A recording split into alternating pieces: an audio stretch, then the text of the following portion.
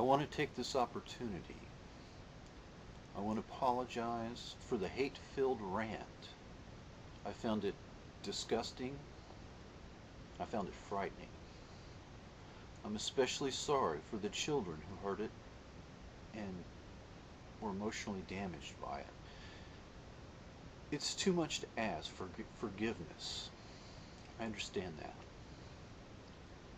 I only ask that you try to understand where these awful statements came from and why they were made.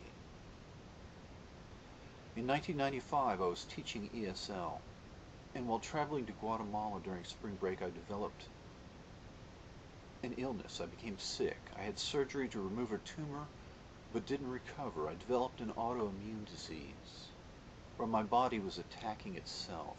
My immune system was destroying the myelin sheath, the tissues that are the insulation for the nerves and that make up the white matter of the brain. If you strip the insulation off of electrical wires, they don't work so good. This was the same principle. For years, I felt like something was eating away at my central nervous system. In nature, a wasp will lay its eggs on the back of a caterpillar. When the eggs hatch, they eat the caterpillar alive, saving the brain and central nervous system for last. This description captures how I felt during my illness. At times I felt as if I were being eaten alive. After 5 years of slow deterioration, I reached a point where I thought I might die or become mentally disabled. At this point I was unable to sleep for 6 months. I would pass out for 2 or 3 hours but never really rest. If a human being goes without sleep for 3 or 4 nights, they can begin to exhibit symptoms of mental illness, like seeing and hearing things. Normal light and sound caused me physical pain. So I sat in a darkened room. My eyes were rolled halfway back into my head. This went on for months, and it took nearly a year to recover from the worst of the relapses. Trying to watch television or listen to music overwhelmed my ability to take in what I was seeing and hearing and to understand. The images and words were coming at me too fast to be understood. My time sense broke down. In 15 minutes, it seemed like it passed, and I would look at my watch and it had been 4 hours. During this period, I swung back and forth between suicidal depression and anger. Intense anger turned inward leads to suicide. Anger turned outward leads to murder. I was saying things out loud like, I wish I was dead, and things like, if you had any guts, you would kill yourself. I was saying these things spontaneously, and it felt as if someone else were speaking, not me. I felt like I was going to die, or commit suicide to escape this terrible suffering. I was having a physical and emotional breakdown due to a neurological condition, a wasting away and destruction of my central nervous system. At the end of one angry rant, while on the phone with a friend, I came out of it as if coming out of a dream, or suddenly waking up, and I was on the phone and I asked him how long I had been speaking and what I had been saying. And he told me that I had been ranting and raving for nearly 40 minutes, and that it was an angry, hate-filled diatribe. My friend of 5 years never called again. Eventually, after much effort, a doctor gave me medication, 10 milligrams of Elavil, or amitriptyline hydrochloride, and I was able to sleep. My illness has put me through incredible suffering that I do not even know how to describe to people. It lasted for years. It nearly cost me my life. At one point, I rapidly lost 60 or 70 pounds and weighed about 120 pounds. My parents thought I was going to die as well, and they had me move back home in order to recover at one point. I can only say, with all honesty, that I do not hate anyone. I can honestly say without guilt or reservation that that is not how I have behaved. That is not how I have lived my life. From the age of 6, my parents drove me to the other side of the railroad tracks in a small town in Oklahoma, and I played sports and spent my summers at the boys' club with mostly African American kids where I was the minority. I have by choice lived in racially mixed neighborhoods when I could have easily lived in places surrounded almost entirely by my own race. In my late 20s, I quit my job with NASA and taught ESL, English as a Second Language. I was very idealistic about the American experiment of a multicultural society, and I wanted, in no uncertain terms, to change the world. I moved into a Hispanic neighborhood and immersed myself in Spanish. My students came from Mexico, El Salvador, Korea, Vietnam, from all over the world. In the past, when I've traveled, I've gone to places like Mexico, Central America, and the Caribbean, not to places like Canada. I've had relationships with and I've dated women with nearly every conceivable ethnic heritage and background. My very first roommate after high school that I ever had was an African American friend. I've lived on the northeast side of Houston, where often I was the only Caucasian in stores or on the street. It's easy, if you want, to live surrounded by your own race, but as an adult, I've often lived in close proximity to other races out of choice.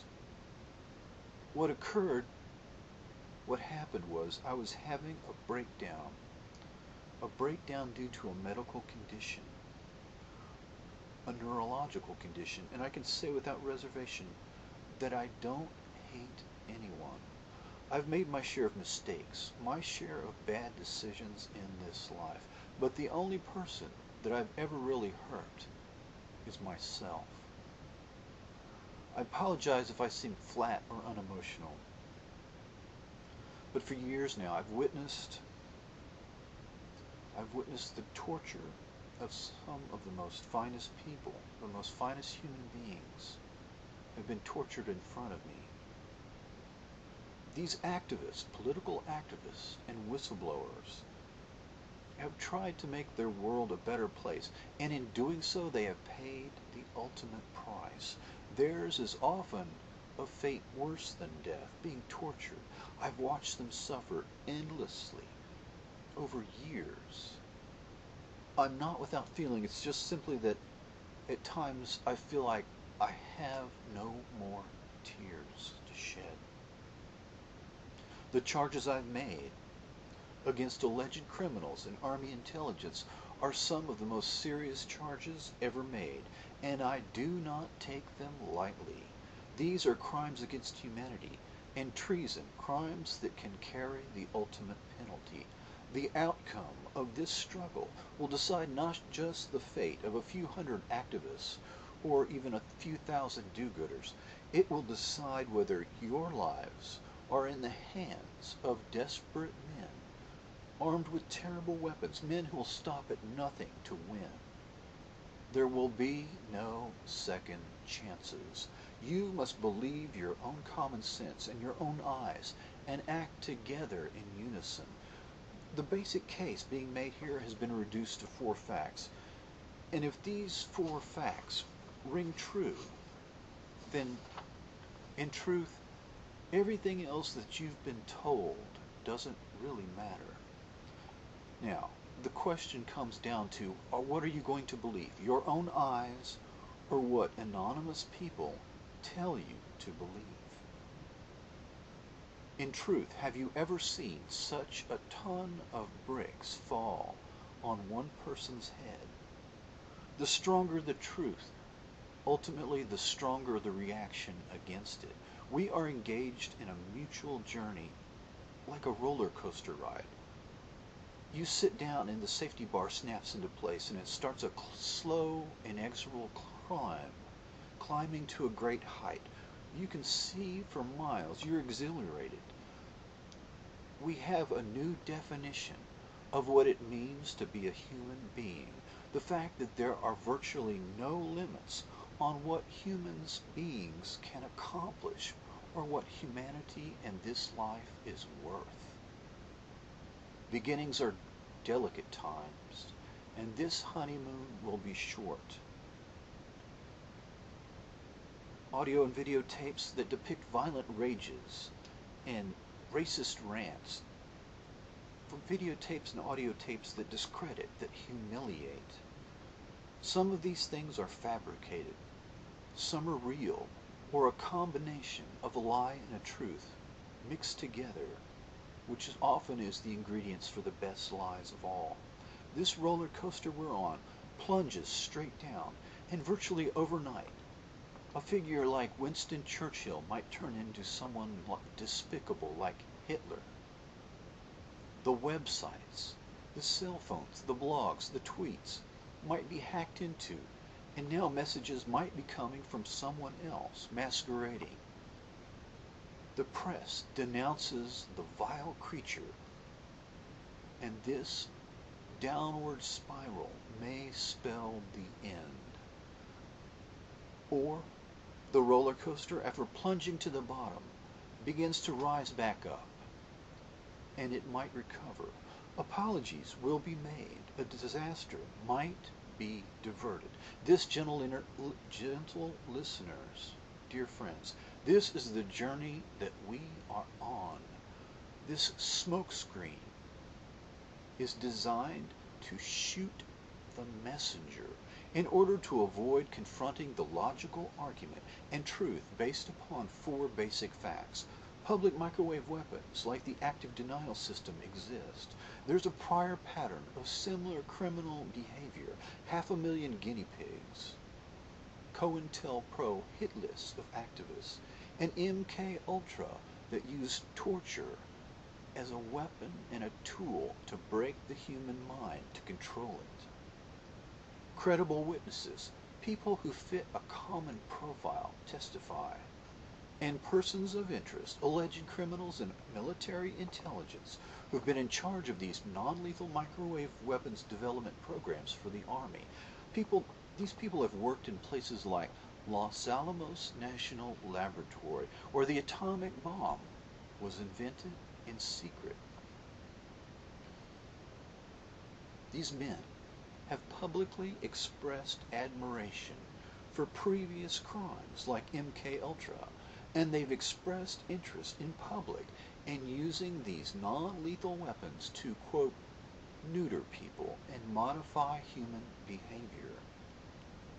Some of these intelligence officers have publicly advocated using ELF, extremely low-frequency, non-lethal weapons, on civilians in their own homes.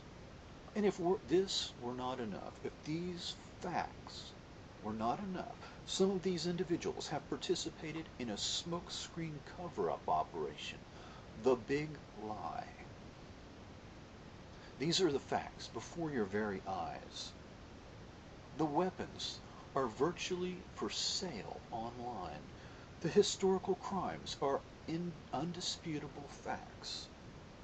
The witness testimony is credible, and these witnesses fit a common profile.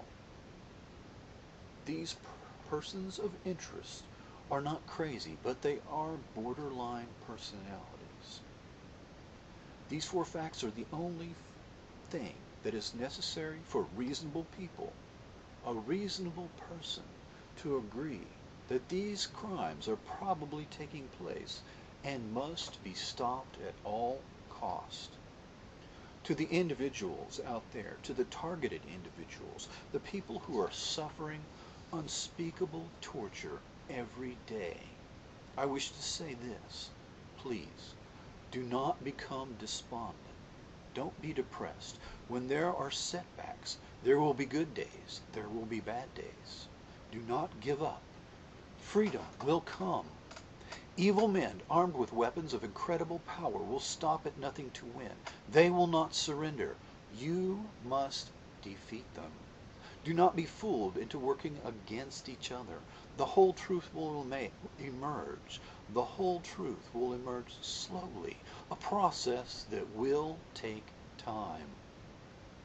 Remember the Agriculture Department official, the woman named Sherrod, who gave a speech, part of which was aired on the internet. It was defensive, offensive, and racist. But when the entire video was made public, the truth came out that she was talking about her own personal journey, and she was anything but a racist.